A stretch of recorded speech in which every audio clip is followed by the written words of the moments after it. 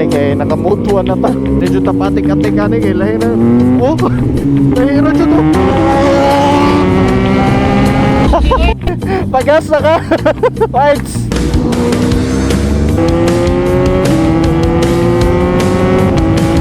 Uy, naina tanaw sa truck na wala yung trailer.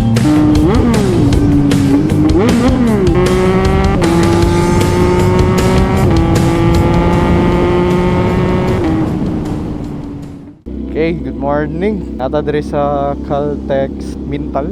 Sabay na to ang manghud ni Mojo, si Joe gyapon. First ride po nato ni karon sa MTO9. Kabalik ra jud sa Buda na naka big bike. Duo ride ra pod mi karon, Z9 o MTO9.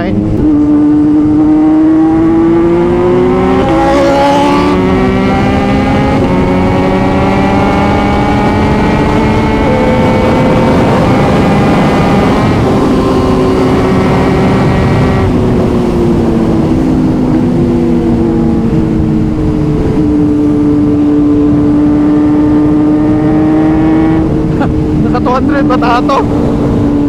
Kung ako kapantay, kusgana yung sabay na to karon eh. Di matlok mo 200 ba?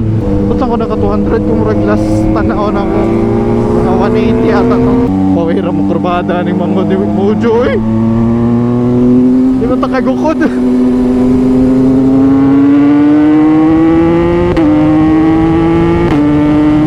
Singa na tog sabay sa yabe. Siyang pacing.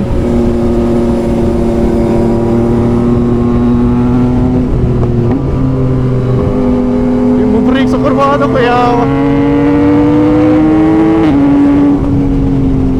right within our limit lang dyan tani kay mag-1 ba yung tani motoran eh kaya hindi siya mo brake siya ba.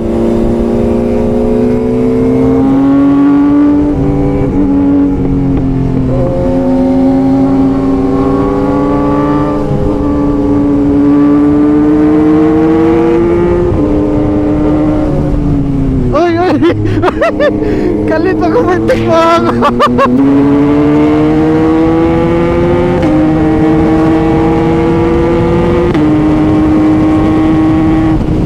Change siguro na to itong mode sa O9 nung yan. Naka mode 3 rata. Ang mode 3 ani kay kuha na siya, chill ride lang. Tingnan po na itong mode 1 kay para kuha na tayo full potential sa motor. Kalimut ako kung corner eh. Kailangan dyan din ako i-relearn ito na. Okay. Ayaw po't mo inay dyan dyan. Inay-inay lang dyan tapos sa residential area kay takabalo basig na mo tabok. Para at least safe ang tanan po ba. Safe me. Safe po ng mga tao din eh. Karoon ambot maulaw na dyan ko. Maulaw na ako mapakusog sa populated areas ba. Makalimot dyan ko ba na Pirelli day at on tires. Wapa ko'y salig dyan sa kuwang siguro tanan. Wapa ko'y salig dyan sa all skill para aning MTO9. Pero di pa ko ready kung karoon studyhan studyhan sa nato ni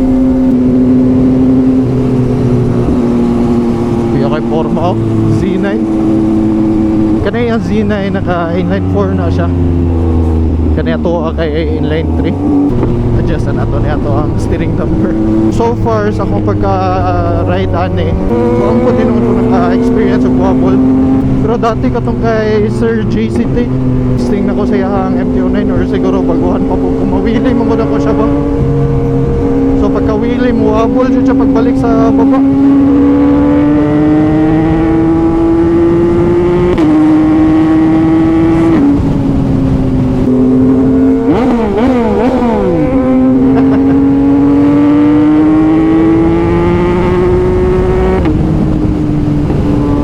Maka-request og bomba ani na kami makaitingog.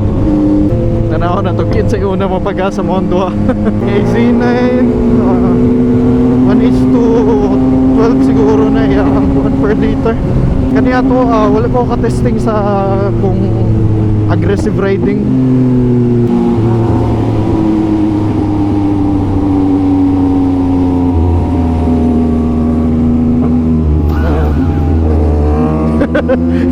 Palit pa. Bro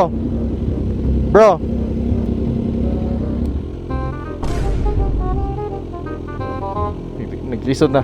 Naglisod na gabre. Ha? Diretso ta? Nakulangan ko. Ah, Big C.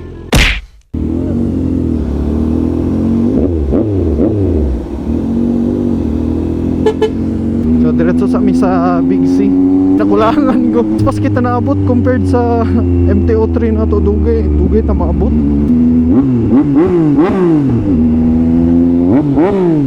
Anli bomba. Anli hurot gas. Maka na. Malipay na po ko na magkuha ng bomba sa mga tao. Eh lagi balik-balik ko na ko. Gikan po ko dira dati.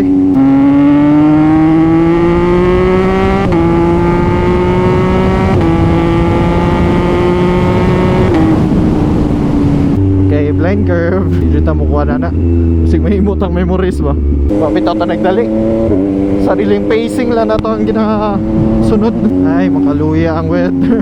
Po sa rider, mas gwapo dyan na init ang panahon kumpara ning Bugno. Gwapo gud siya pero adlok mo gud siya kaya basig ma-slide ra tagkalit ba.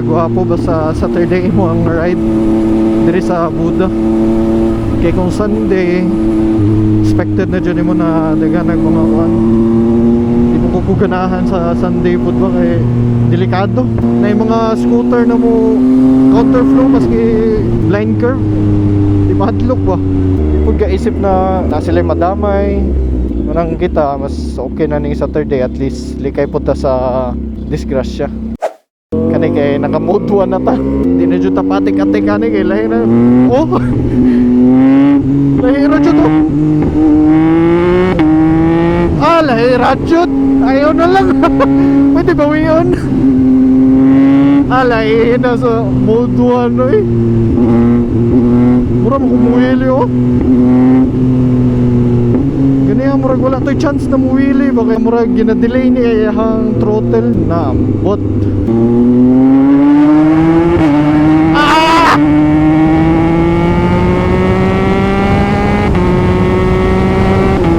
alain oy woo pulbaan maputaan ni eh sige bahala na mood 1 ato aning alay pati kurbada mo rin mabiyaan ako bawas pa ang kaning MTO9 na siya quick shift auto blip TCS ABS daghan na kayo sa mga electronics ang problema na kuhan ni kung na mga madaot wala jud pahuway jud ko compared sa iyang Z9 wala siya quick shift auto blip pero mas gamay ra siya i-maintenance so mas okay gapon siya saan mo ko siya depende mo ko siya kung asa po ka naka-start ba ako naka-start ko sa Yamaha MTO3 Yamaha siya then ganahan ko aning 09 po kay kanalagi Yamaha gihapon then MT po siya uy wala na siya delay sa iyang throttle ba akong TCS kinakato panigurado lang di man ko tingon na sagad-sagad yun akong pag-drive po karon kay syempre maguhan pa sa higher CC pero eventually matuna na ang gihapon ako dyan malingaw lang ka ba kay sa imong pagtuon pura ginahatagan na pagkag bagong excitement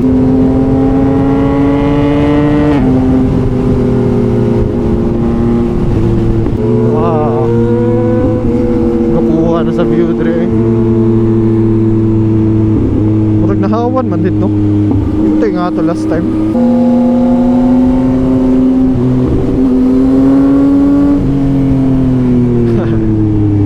katawanan man eh gikan pa yung blind curve dira sila mo U-turn o kalit po kaya po mo timing oops basa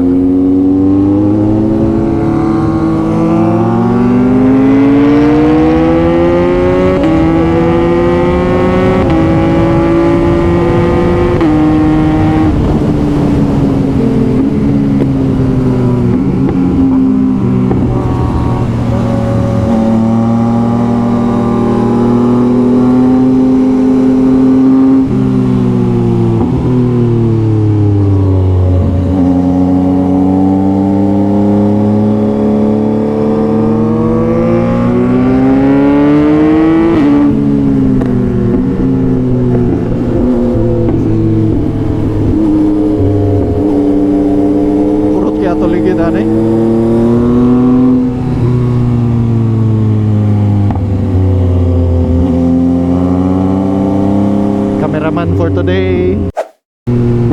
Uy! Naina tanaw sa truck na wala yung trailer eh. Mura mag-upaw.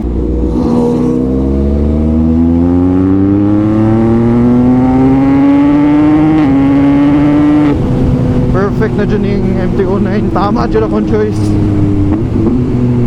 Madlock juga ba sa sinaw na dalan? Mamura ko matumba.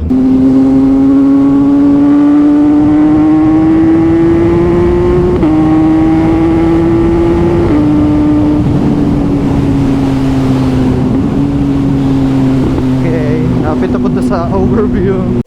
Nami dire sa overview kung asa ta nag-ride dati. Luoy ka itong mga unit kay nahugaw. Basta mo dandalan ba. Naka-tail tidy pa dyan may duha. Puro hugaw ang likod. Kaunsa pod mi karon. Pagas na ka. Fights. Sunod ra ko.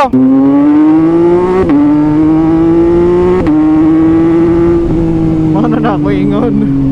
Tama jud ato choice sa kuan MT-09. Kaya siya mapagas na siya sa sea oil. Gasto jud ang Z9 di eh.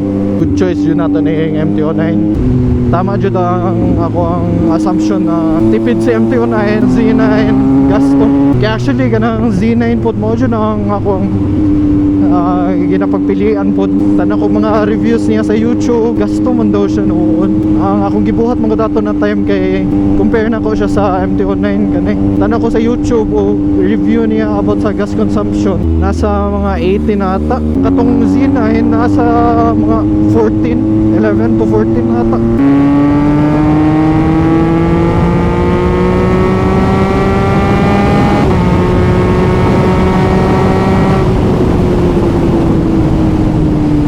Medyo kampante na ta sa high speed.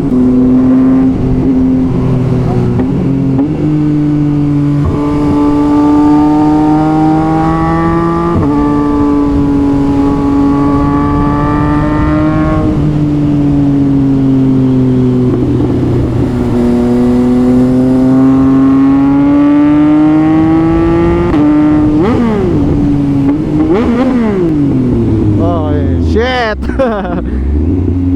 Mo lagi nang unahon ng bomba ba?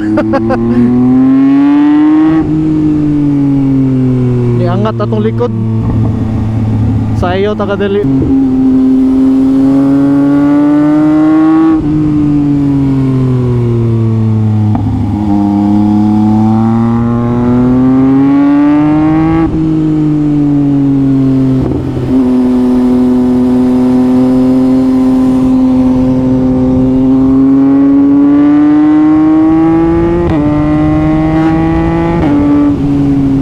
So far na-enjoy na ko ihang mode 1 ba. Lahi ihang kusog manggod. Mas aggressive siya.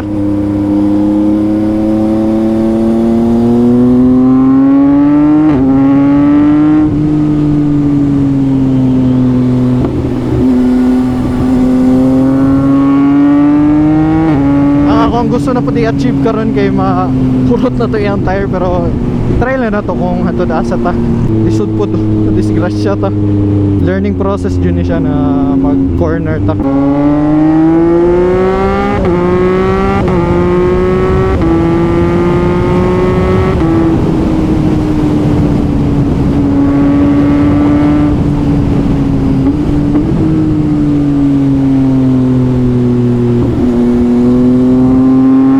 Din gi-extend rin na side oh. 2 lanes raman ni dati.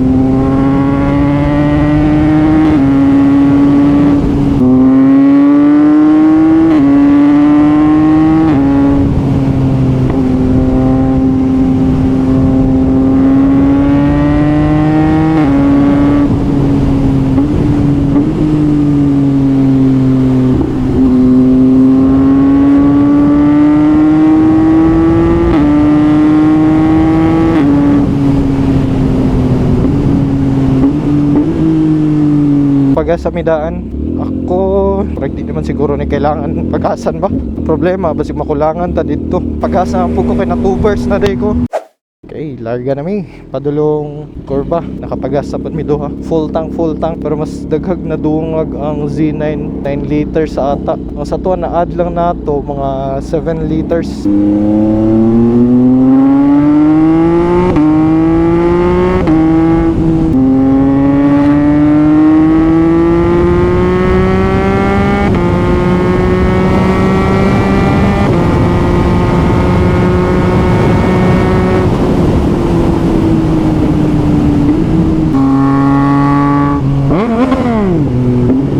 Na po ni mubomba na po, bomba sa kurbada, sayo na po na to likod. So far happy ko sa ako ang choice na MT-09. Tama na jud na before ka mo palit og motor nimo or big bike, dapat mas okay jud na matest ride nimo siya daan. Pareha sa kuha ang akong plano tato kay first choice nako kani jud, second option 675 NK kato si F-Moto kay ganan kog naked gyapon. Then last option ako is Z900 kaning sabay na to karon. Pero mo lagi to ibalik na ko gasto jud sa gas kumpara ni mo aning MT-09. So kung asa ta mas makatipid sa gas, dito ta kay ang akong plano mapugod na i-daily siya. Pareha ni karon daily na to ang MT-09. Mura tag nabuang mo daily og big bike, gasto kay gas. So far ganahan ko sa iyang cornering sa MT-09. Kontrolado na ko.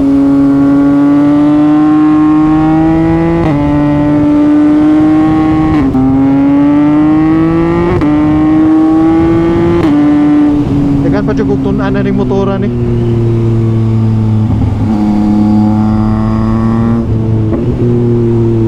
Less braking dapat para mas kusog sa corner. Direta last time stop over.